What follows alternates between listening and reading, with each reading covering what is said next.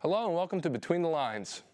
Coming up on today's show, we sit down with the KU football team and discuss the upcoming season, take a look back on some sports that happened over the weekend, and finally learn about a very special KU athlete.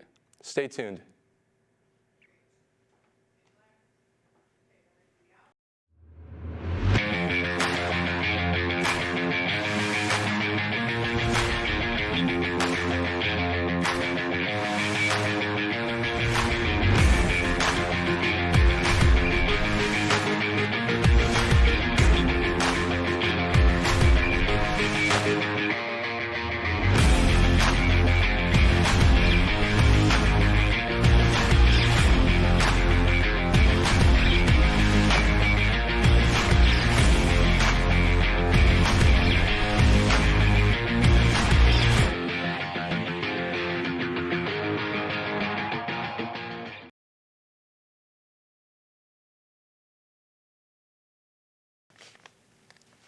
Hello, everyone, and welcome to the very first weekend update of the season.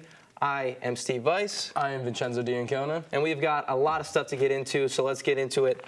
First off, we're going to talk about football. Football going out to Cal U, coming up with a big 35-28 win, improving their record to 2-0. What do you want to talk about football? For football, they went out there, they won the game in the final seconds. Colin DeBaglio threw a touchdown pass with 15 seconds left to win 35-28. He had a huge game, another 300-yard passing game for him.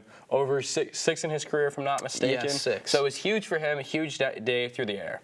For me, just a big team win here on both sides of the ball. So offense and defense. The defense had 3 sacks, 9 tackles for a loss, and 3 interceptions. So playing both sides of the ball, they had a great team win. And if you are interested, 12:05. This Saturday against Gannon, who is 1-1. And if you can't make it out to the stadium, Andre Reed Stadium, it will be covered right here on KU TV. All right, let's get into soccer. So for soccer, they had the opening of the stadium this weekend. They got to open up the stadium against ESU. It was exciting. They broke an attendance record with its over 600-plus people there, so it was a huge day for them. Sadly, they cannot bring home the W. They lost to ESU 3-0. All the scoring goals were by Melissa Herrera. Melissa Herrera. Herrera is her name.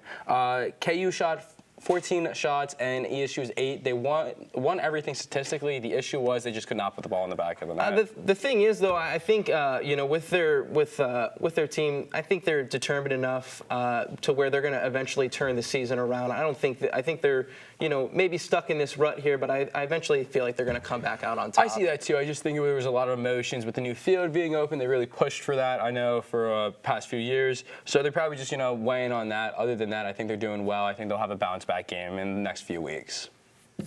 So let's move on to field hockey. Huge day for field hockey. Field hockey beat the #1 Shippingburg in OT 3-2.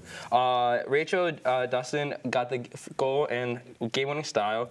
Defensive save led to a 2-on-2 breakaway, which ended up with the goal. So it was a huge day for them. They have another game, if I'm not mistaken. They have a road trip against Millersville, and Millersville, if I'm not mistaken, just took the #1 spot. So this will be a huge game for them. Right, and also big news, Lee Roselli got the Defensive Athlete of the Week. So a lot of good stuff going on here. They're a really talented team. 3-2, and two goals is the most amount of goals that they've given up the entire season. So they've been a very impressive team. That's saying something.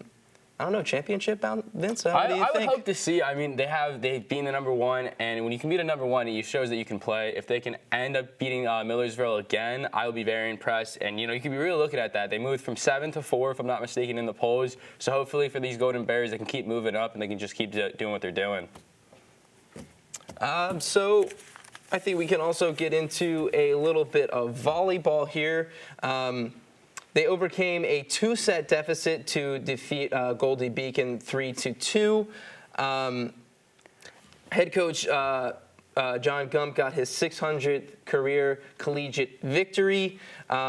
They've got a couple games coming up here, Friday against Lemoyne and Georgian Court. But that is all that we have time for here on the Weekend Update. Stay tuned for more Between the Lines. It's on us to take responsibility for our actions and our inaction. To do something to get in the way of a sexual assault. To keep an eye on someone in a vulnerable situation. It's on us to never blame the victim. To take reports of sexual assault seriously. It's on us to hold our friends accountable. It's on us, all of us, to stop sexual assault. I took the pledge, and you can too, at itsonus.org.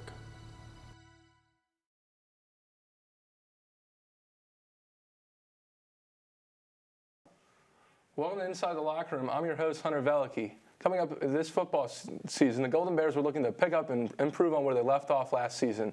So far, they have started off with 2 wins against Assumption and Cal U. Sitting down with me today is Coach Jim Clement and starting quarterback Colin DeGabo.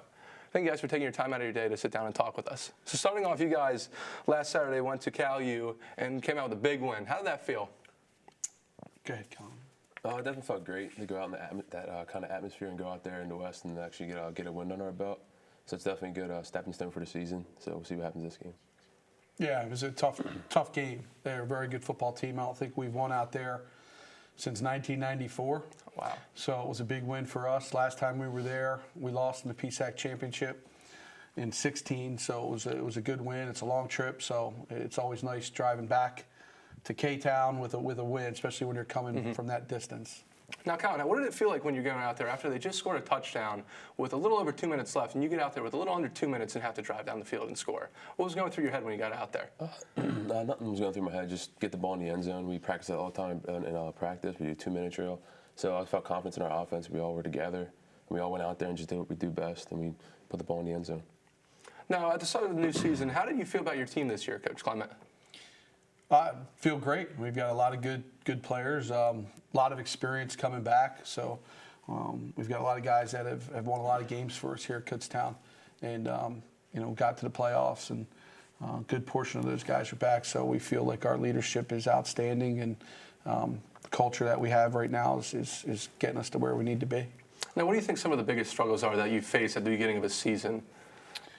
Biggest struggles? I mean, you just got to stay healthy. I mean, we haven't had our 2 of our starters on defense haven't played yet this year. One's our captain at inside linebacker. So, I mean, health's always a big issue, trying to keep people healthy.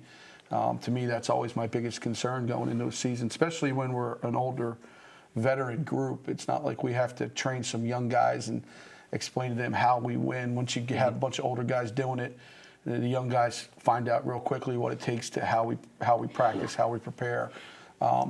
So that part of it's not an issue. For me, it's about staying healthy. Mm-hmm. Now, Colin, what's it like introducing the new guys that are joining the football team for the first time this year, either a freshman or a transfer student? It's definitely not the hardest thing to do. It's easy. You just go out there. You show them the ropes. You go out there and you do what you do, and they follow. You say I'm quarterback. I'll go out there and I'll show them the ways. I'll show them the steps and everything. It's more simpler than you'd expect. Now, Coach, what keeps you in control of you got a big locker room of almost 50-plus guys. How do you keep college-age guys in control all the time? Well, we police ourselves. I mean, to me, that's the biggest thing. Again, it goes back to senior leadership and the culture that you've established here. And we've got 87 guys, 86 now on our roster, and we're kind of packed into a little small locker room. So it's not about just the locker room. It's about what they're doing outside the locker room, how they prepare to be students in the classroom, and what they're doing with their free time as a college student. So I think our guys look out for each other, take care of each other, they're smart. But it's not an easy job, for sure. I mean, that's why you need leadership and you need the teammates to really take care of it. And we talk about it all the time. This isn't my team, it's their team. And they do a great job in that regard. Now, Colin, where do you stand in the locker room in the leadership position in regards to the team? I'm definitely vocal in the locker room. If there's trash on the floor, I want to pick it up. And if someone does something wrong, we're a team, so we got to stick together. So people really got to stick together in that sense, and we really do. We really show it in the locker room, and really keep things under control in the locker room. Now, this year there's a new addition to the PSAC with Shepard joining the PSAC. How do you feel about that? Welcome to the PSAC. They're a very good team. They're regionally ranked every year. They're the tops of their conference as long as I can remember. So we're losing Cheney and we're gaining Shepard. So it's another school that's very good. It's another challenge for us. So we're excited to have them. Now, do you guys have any pregame rituals that you guys do before a game? Me individually or as a team? As a team, individually, anything like that? Individually, I just listen to music, just mellow, oldies, country. My last song before I always go out is Boys That Fall by Kenny Chesney, so that's something I always kept with me since I've been in high school. Yeah, I mean, as our team, we kind of stick to our schedule. So we always have a pregame meal 4 hours before we kick off. Prior to the pregame meal, we have chapel for those interested in coming.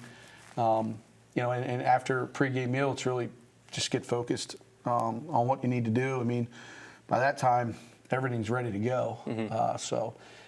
Every kid, probably like Colin was saying, has their own little thing that they like to do. Some guys like to get out on the field and get dressed early and walk the field and, try to get focused in that regard. As a coaching staff, we're just talking about, what we need to tie up or if anything different, any unexpected things, what our answers are going to be. Obviously, we get to meet with the officials before the game. It's always fun. But no, I wouldn't say there's any team pre-ritual things that we do as a team. Now, how has technology helped you guys in preparation for your upcoming games on and off the field? Well, I mean, obviously, everyone has a smartphone now. We use Huddle system. The league uses that. So all of our practices are filmed, and kids have access to what we just did on the field probably within an hour and a half to 2 hours after practice. So they're able to watch themselves and study what they need to do. They're able to do a lot of film study, with their phone, which is crazy. I mean, before, when I was playing, it was always, we had one projector and everyone needed to be in that room to watch film. So technology's great in every aspect, so it definitely translates to football as well. Now, Colin, over the summer, I know you were a redshirt senior this year. What have you done to improve your game over the summer course to come in and be a little bit better than last year? I definitely lost a little bit of weight. I was working on my footwork a little bit more and running a little more and also lifting. But I lost about 10 pounds since last year, and that's something that greatly improved my speed and my agility out there. Did you ever see yourself becoming a football coach after college or anything like that? That's a good question. I do think about it sometimes because I've been around football my whole life, and the day that I'm not around football is going to be a doomsday for me. So definitely contemplated going out there and coaching maybe grade school or high school or something, just get myself out there and keep going with football. Now, another question for you guys is, what is a driving factor that makes you keep wanting to come back to football each and every year? Definitely the brotherhood for me. My players, my teammates, my brothers, they really push me to come back each year and do anything I can for them. All right, well, once again, I'd like to thank you guys for joining us today. I really appreciate you sitting down and taking the time out of your busy schedule. And we'll be right back after this short break. Thanks, Hunter, for having us. Go KU!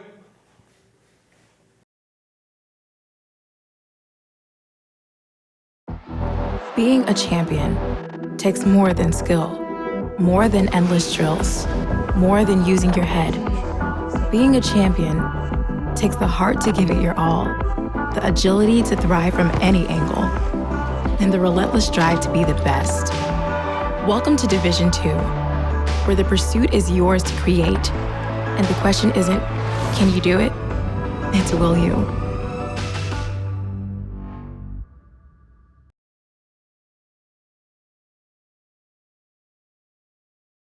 Hello, welcome to the first edition of Halftime from Between the Lines. I'm your host, Brady Weaver, and today on the show we have wide receiver Diego and linebacker Twinee showing me how to play some football. Let's get started. So first off, Diego's going to teach me a couple things about route running. What are you trying to teach me today? Just going to teach you the basics, slants, out routes, some deep balls, just something simple. All right, let's see how that goes. All right, so slant route, you want to take 4 steps and then playing with your outside foot hard, get it across the cornerback's face, catch it with your hands, get upfield. Cool. All right, let's try it. Woo!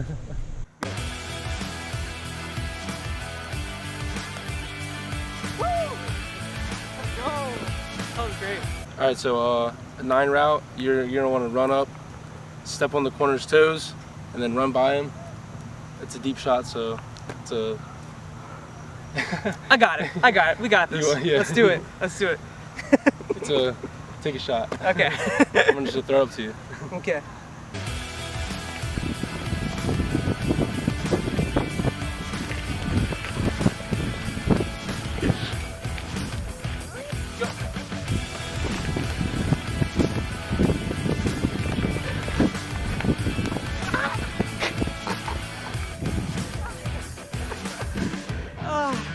Alright, one last route. It's just to keep the corner guessing. You're gonna run up like you're gonna run a slant or a go, but you're just gonna cut out towards the sideline and that's well for me. Too easy. All right, let's do it. Let's get it. Here we go.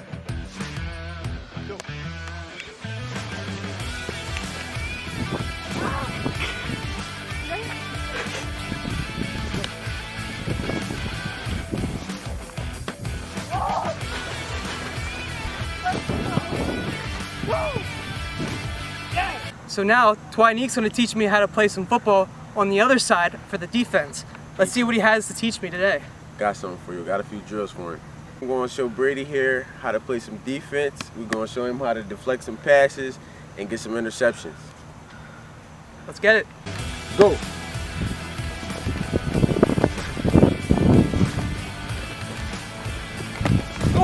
Hey. Man. Break. Hey. Woo.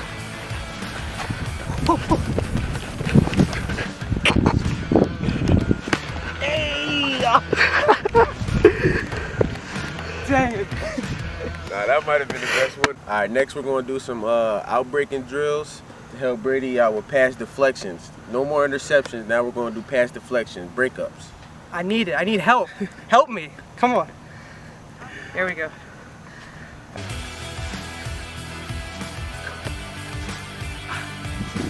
I wasn't supposed to catch that, was I? Nah, it's cool. It's cool.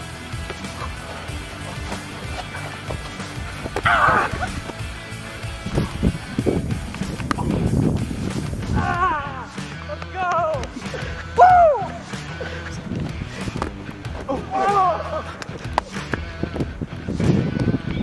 Both these guys taught me a lot about football today, from the basic elements from the offensive side and the defensive side.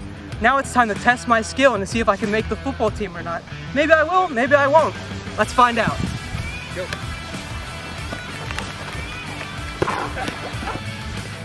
Go.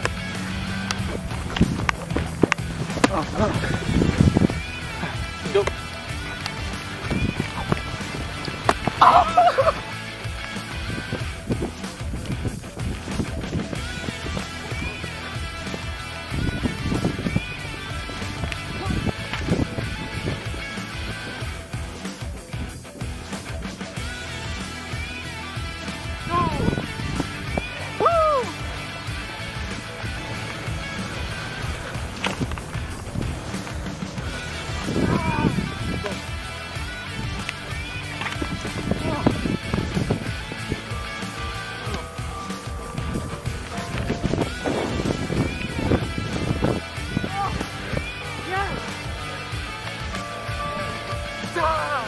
Throw up the X. I want to give a huge shout out to both of the guys for being here today, for teaching me the skills and the ethics of football from the offensive side and the defensive side. Hopefully I make the team. We'll have to ask Coach, right guys? He was pretty good. Yeah. All right. This is your host, Brady Weaver, and thanks for watching.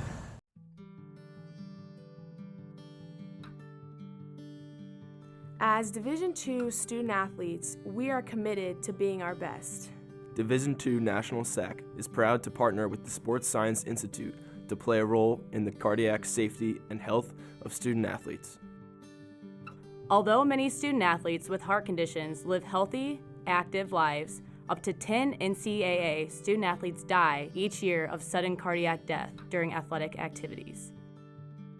The facts are that immediate delivery of CPR and AED saves lives, so everyone should be CPR and AED trained. Please join us in this important initiative. Make it yours.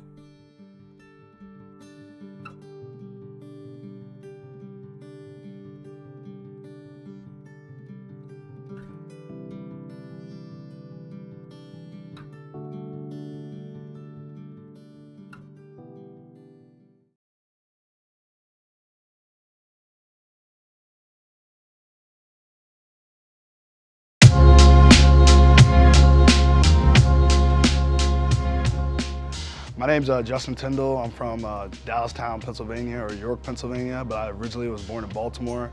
I'm a redshirt senior, and my major is allied health with a minor in sociology. I idolize Tyron Smith, which I don't know how many people know who that is, but he's a Dallas left tackle for the Cowboys. But also, I really admire J.J. Watt. I admire him for like his passion. He's always trying to get to the ball, and he gives it his all for his teammates. So that's something I admire about those two players right there.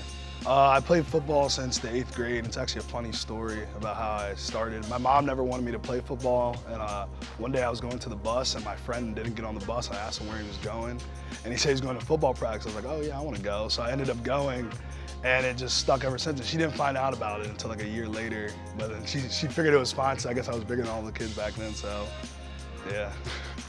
Couldn't play football. What sport would I play? I played basketball in high school. I wasn't much of a scorer, but I guess basketball. But I always did like hockey. I thought it was a cool sport, but I can't really ice skate either. So I guess I would just stick with basketball then, I guess. Not much else to that. Why I choose Kutztown? I really like the campus. I thought it was like a really nice campus, and like just the atmosphere around here. It's a small town, which at first is like might be a turnoff, but actually once you get to know like the little nooks and crannies of the place, it's actually pretty cool.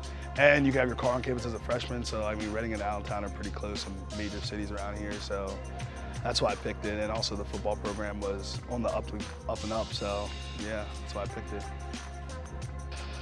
My favorite professional, Baltimore Ravens, huge fan, Lamar Jackson. I think he's gonna be great. They're going to the Super Bowl this year. You can put me on tape. I'm on tape right now saying that. So, favorite football moment.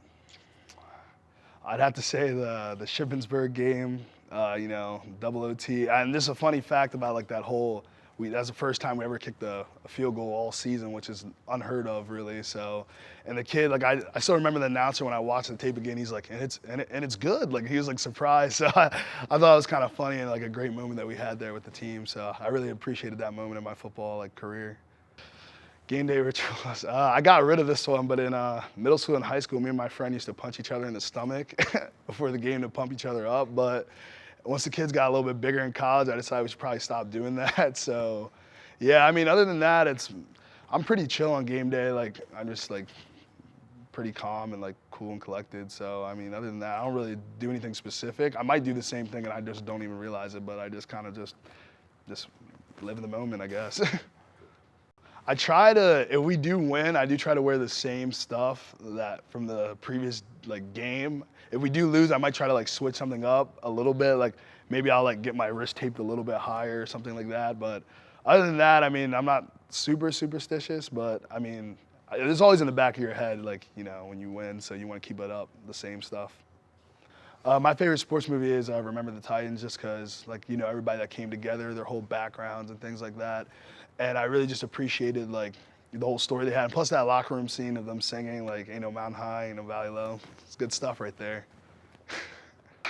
My favorite thing to do, probably eat, to be honest with you. I'm a lineman, we love food. I look forward to that, like, on away games that give us food. I'm always thinking like, oh, what are we gonna get this time after we win? So like, nothing's better than eating after a W, so yeah.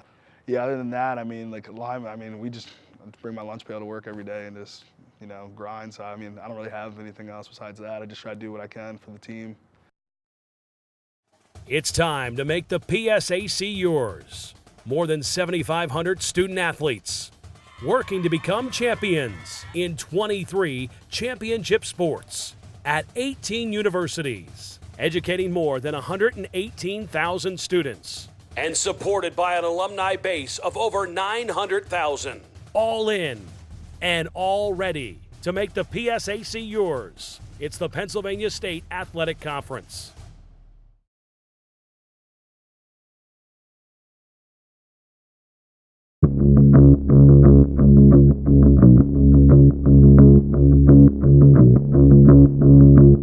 Hello, Cutsdown. I'm Louis Mataboni, and this is Yin and Yang. Howdy, folks. I'm Vincenzo. Today, we're going to be giving you guys a rundown of the best and the worst plays from last weekend. Let's take a look. All right, let's start off with some KU football action. Here we have Kutztown's own Colin DeGalbo taking it to end zone to the 66-yard touchdown run with 5:13 to go in the first quarter, giving Kutztown a 21-0 lead.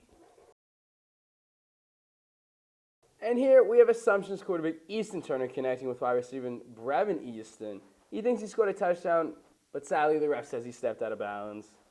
And here you have number 4, Akee Cox-Cohen, with a clutch interception later on in the game, putting the Golden Bears into great field position. 8 seconds. Here we got quarterback Colin Debago, again with a late second quarter touchdown pass to wide receiver Jake Novak.